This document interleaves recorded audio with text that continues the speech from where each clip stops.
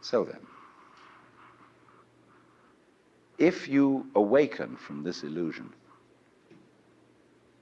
and you understand that black implies white, self implies other, life implies death, or shall I say, death implies life,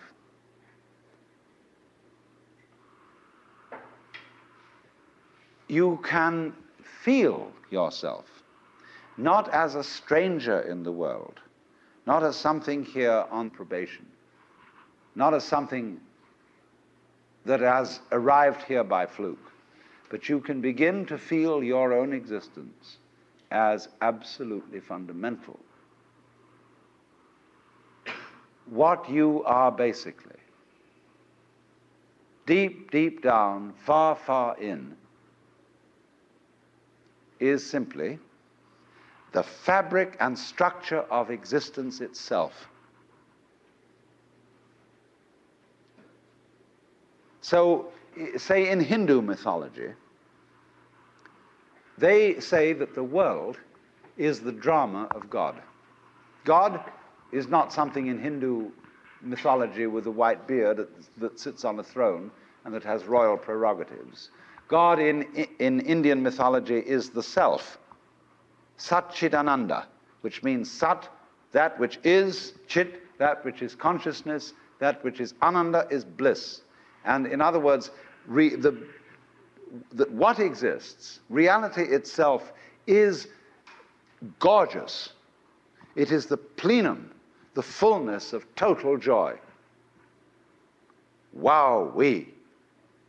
And all those stars, if you look out in the sky, as a firework display like you see on the 4th of July, which is a great occasion for celebration, the universe is a celebration. It is a fireworks show to celebrate that existence is. Wow-wee. And then they say, but however, there's no point just in sustaining bliss. Let's suppose that you were able every night to dream any dream you wanted to dream.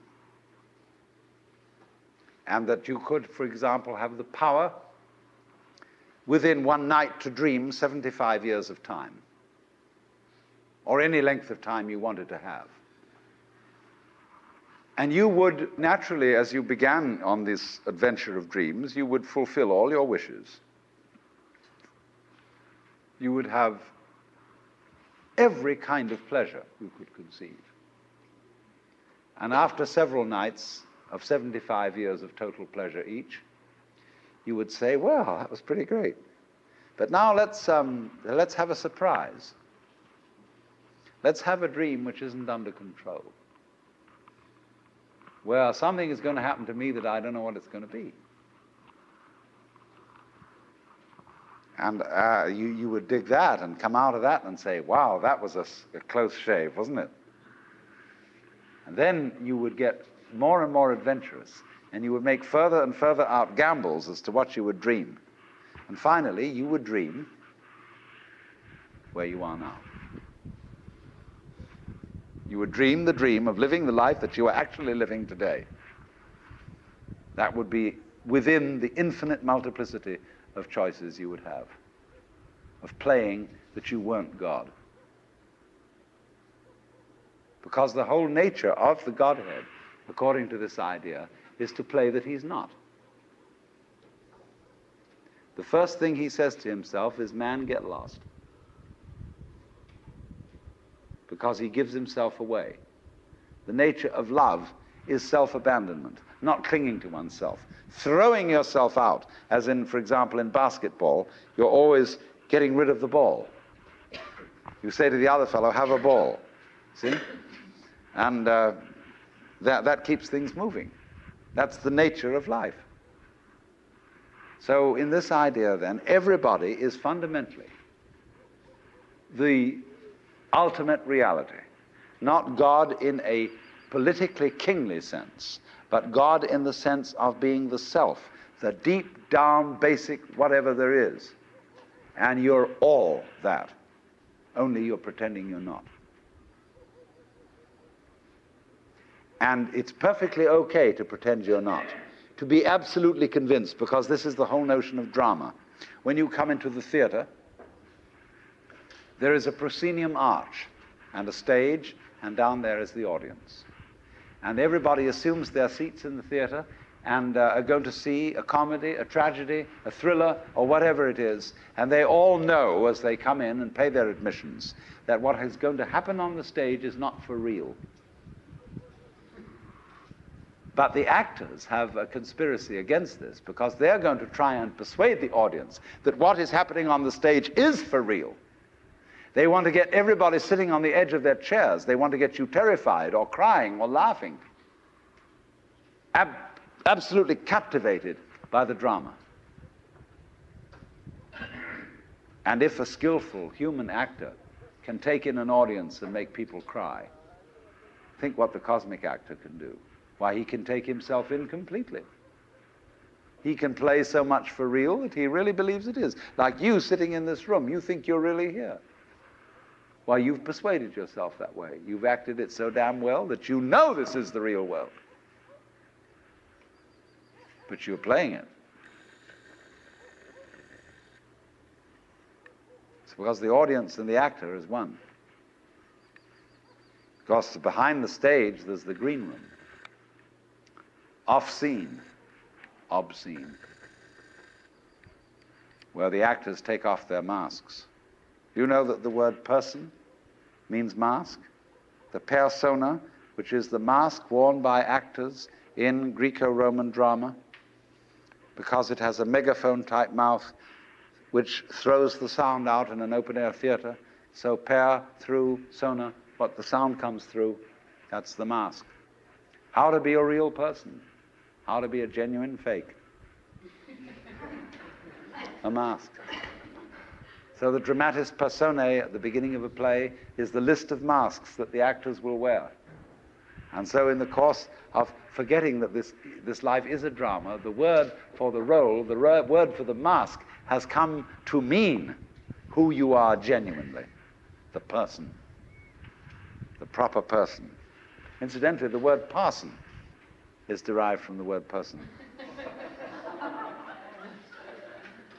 The person of the village, person around town, the parson. Funny. So anyway then, this is a drama. I'm not trying to sell you on this idea in the sense of converting you to it. I want you to play with it. I want you to think of its possibilities. I'm not trying to prove it. I'm just putting it forward as a possibility of life to think about. So then, this means that you're not victims of a scheme of things, of a mechanical world, or of an autocratic God. The life you're living is what you have put yourself into. Only you don't admit it, because you want to play the game that it's happened to you. In other words, I got mixed up in this world. My parents, I had a father who got hot pants over a girl, and she was my mother. And because he was just a horny old man. And as a result of that, I got born. And I blame him for it and say, well, that's your fault. You've got to look after me. And he says, I don't see why I should look after you. You're just a result. But let's suppose we admit that I really wanted to get born, and that I was the ugly gleam in my father's eye when he approached my mother. That was me. I was desire. And I deliberately got involved in this thing. Look at it that way instead.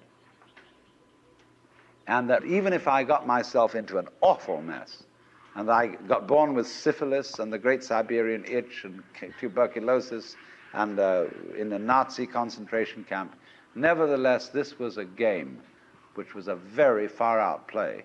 It was a kind of cosmic masochism. But I did it. Isn't that an optimal game rule for life? Because if you play life on the supposition that you're a helpless little puppet that got involved, or if you play it on the supposition that it's a frightful, serious risk and that we really ought to do something about it and so on, it's a drag. There's no point in going on living unless we make the assumption that the situation of life is optimal. That really and truly we are all in a state of total bliss and delight. But we are going to pretend we aren't just for kicks.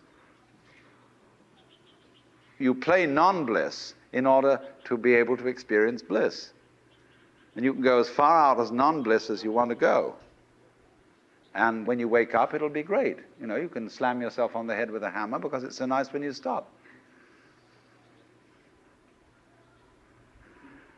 And it makes you realize, you see, how great things are when you forget that that's the way it is.